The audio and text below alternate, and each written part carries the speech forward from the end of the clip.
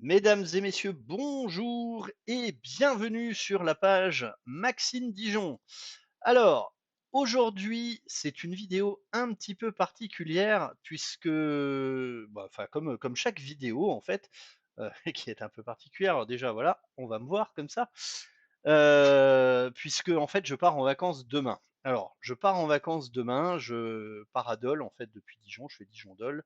On prend l'avion à Dole, on s'envole pour roulement de tambour depuis Dole. Il n'y a pas 36 solutions, c'est Fès, euh, Marrakech ou Porto. De temps en temps, on a aussi la possibilité d'aller au Royaume-Uni, à Londres. Raté, pas cette fois. De toute façon, je comptais pas y aller. Sans surprise, hein, je retourne à Porto. C'est la 6e fois en 8 ans que j'y vais.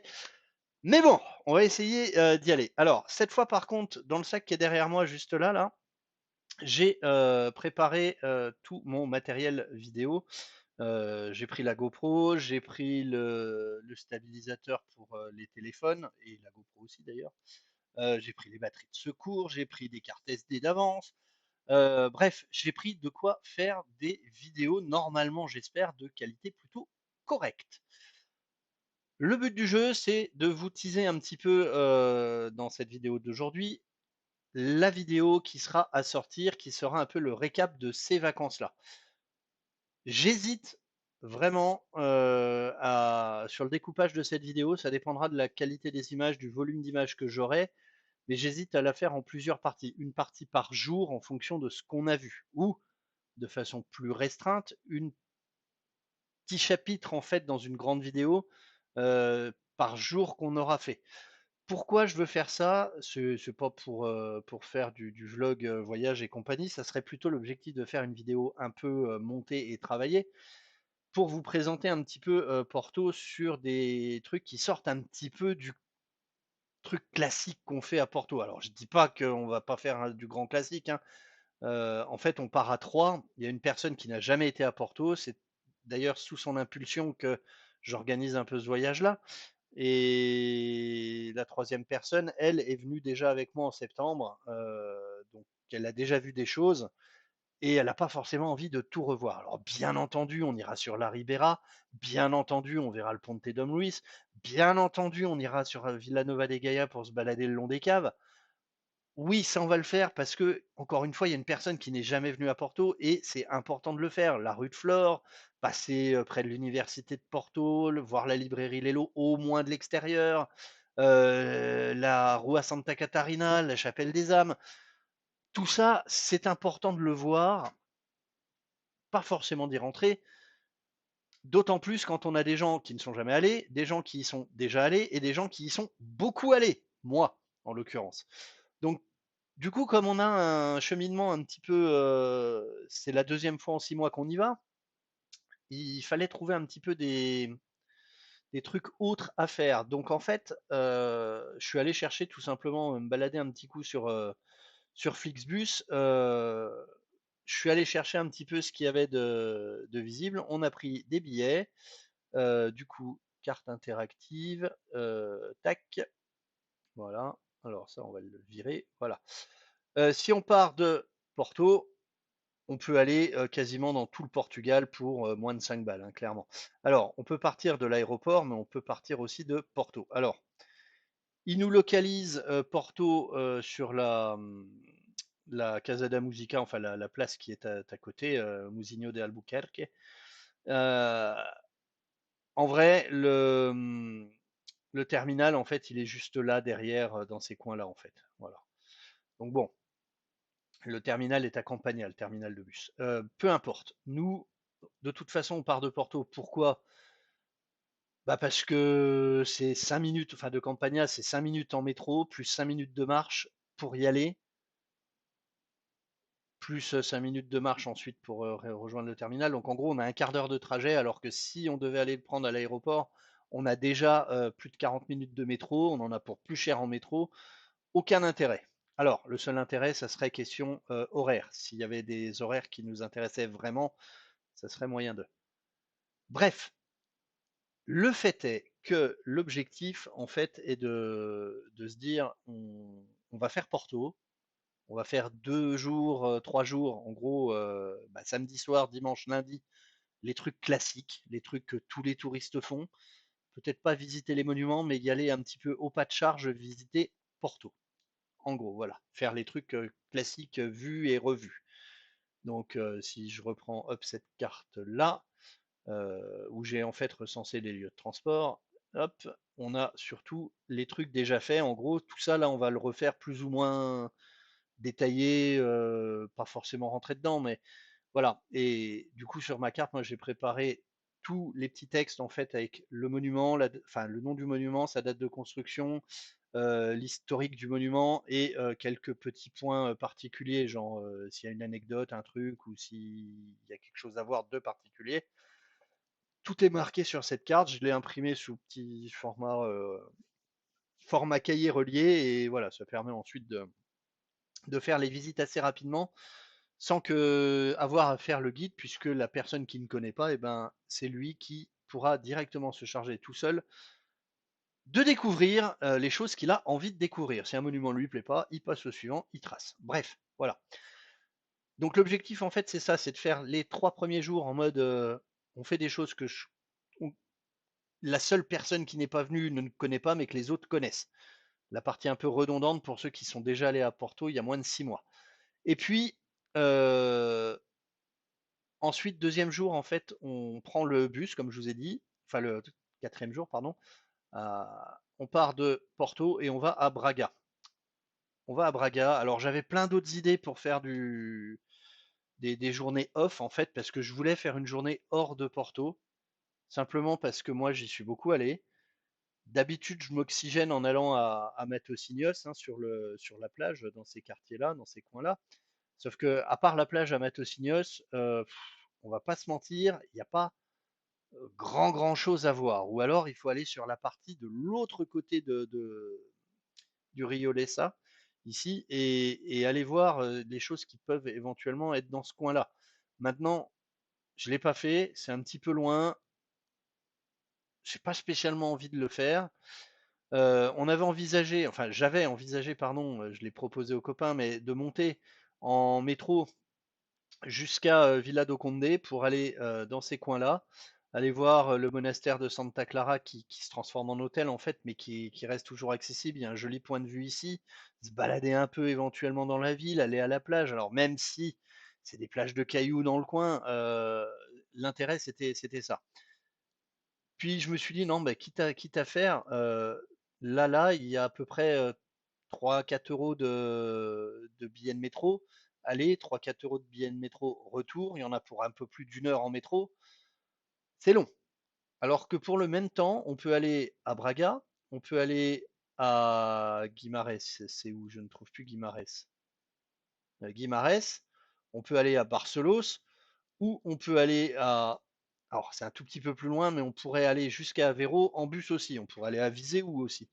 En fait, tout ça devient accessible avec le bus en à peu près une heure. Vous voyez? En fait, si on part de Porto, on a quand même accès à pas mal de choses. Et Braga, Guimarães, Amarante, Penafiel, Lourosa, Aveiro, tout ça, c'est une heure et demie de trajet maximum. Donc, avoir le même temps de trajet pour aller juste à Villa do Conde où il n'y a pas grand chose à voir finalement, eh ben, on s'est dit on va prendre le bus et on va faire trajet à l'extérieur. Et donc, du coup, bah, on a choisi Braga. Enfin, j'ai proposé aux copains. Les deux m'ont dit on te fait confiance. Moi, je suis allé me balader un petit peu en street view dans les deux, et enfin dans les deux au-dessus, Guimarães ou Braga, et voilà. Alors, j'ai pas voulu aller à Aveiro parce que l'an prochain, je vais du côté de Fatima. On va très certainement monter jusqu'à Coimbra. Aveiro, peut-être qu'on ira, je sais pas, on verra. Comme j'en savais rien, en fait, j'ai dit allez, laisse tomber, on va au nord. Là, je suis sûr de pas y aller l'an prochain. Donc, Braga. Braga, Guimarães, clairement, les deux me plaisaient. J'ai dit allez, je prends le plus au nord et puis j'irai en redescendant plus tard. Voilà, je suis désolé, ça me gratte un peu ici.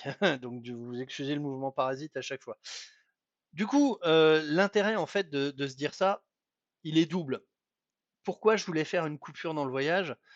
Ça permettait derrière moi de pouvoir ensuite me dire, eh ben, on revient à Porto et puis on fait tous les trucs que j'ai notés là que j'ai jamais fait.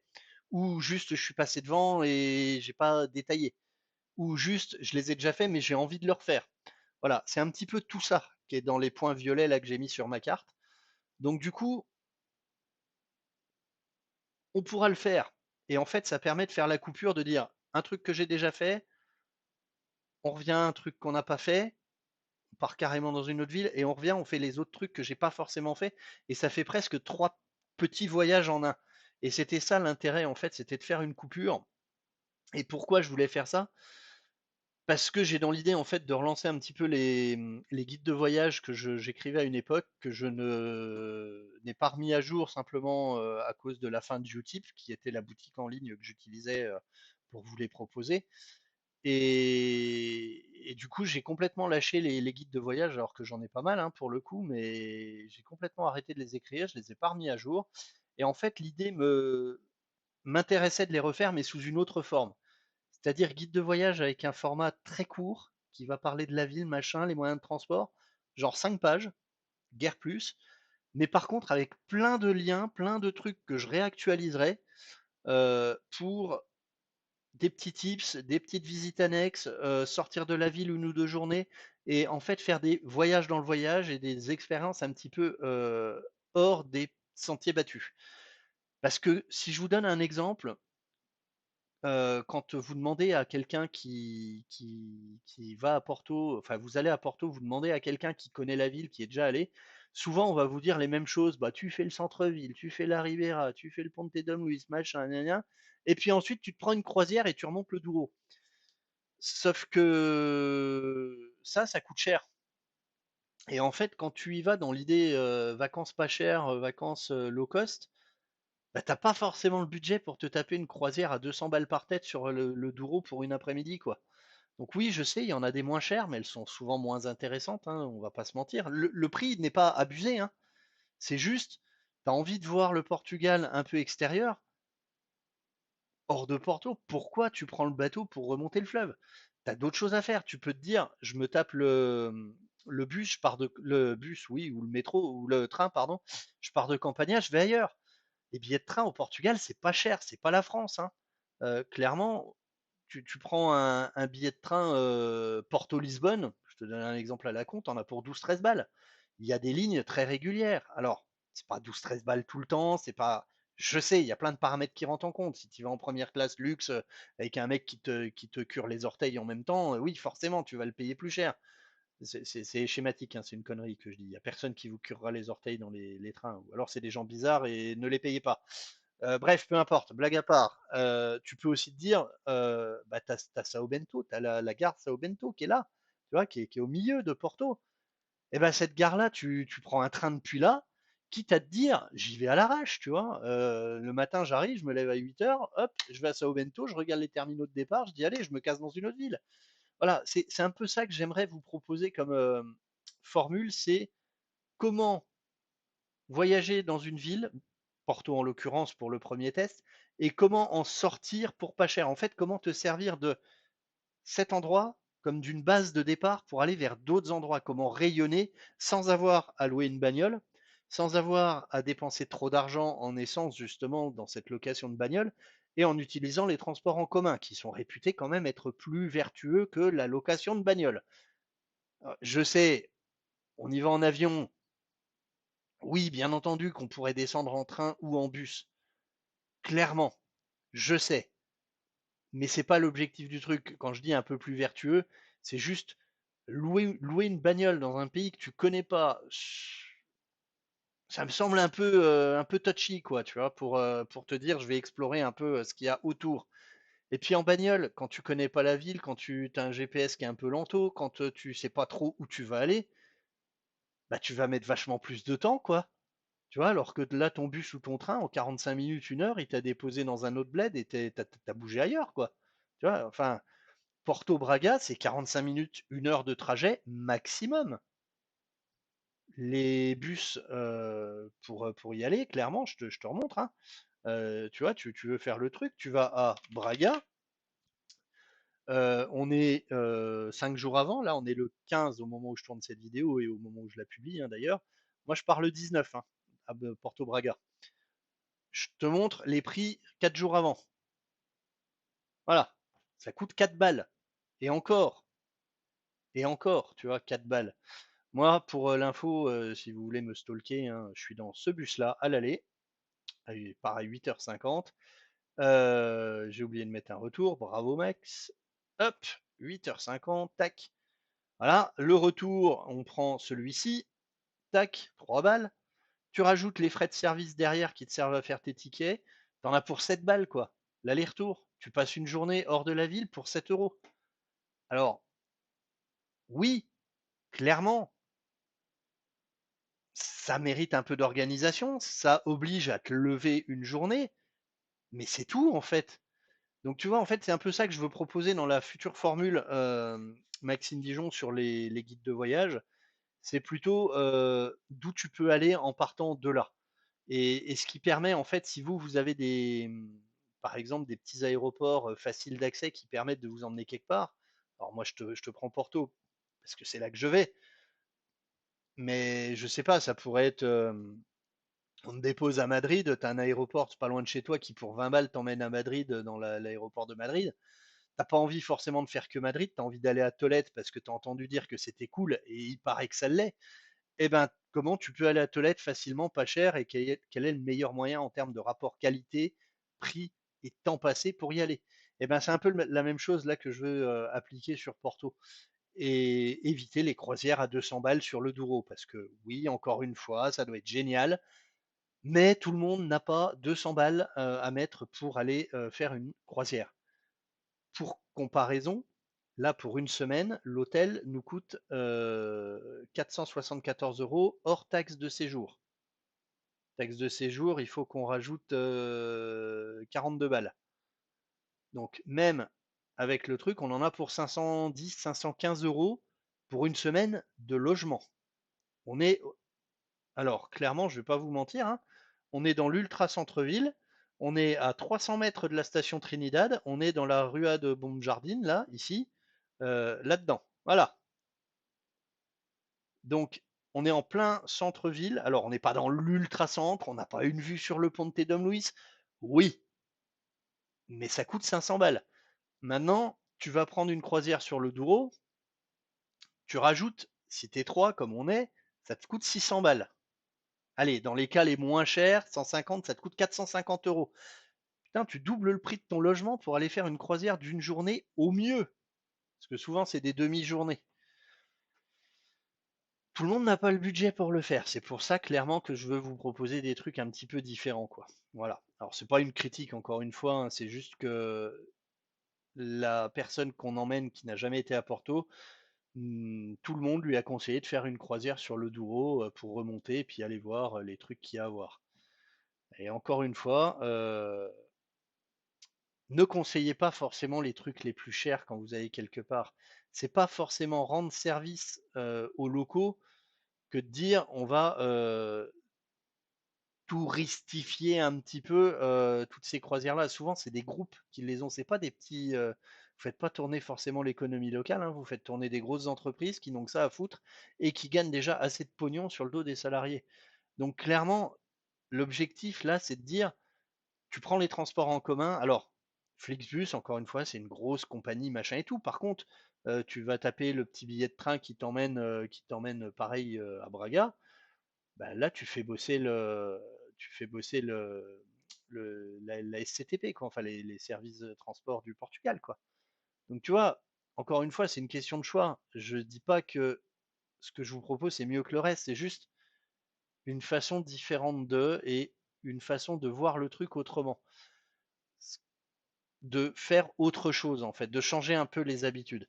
Et tout ça, en fait, je voulais vous le documenter, et c'est pour ça que j'emmène le matos vidéo là, parce que justement, je veux vous documenter le truc un peu au plus proche de l'expérience réelle qu'on aura vécue.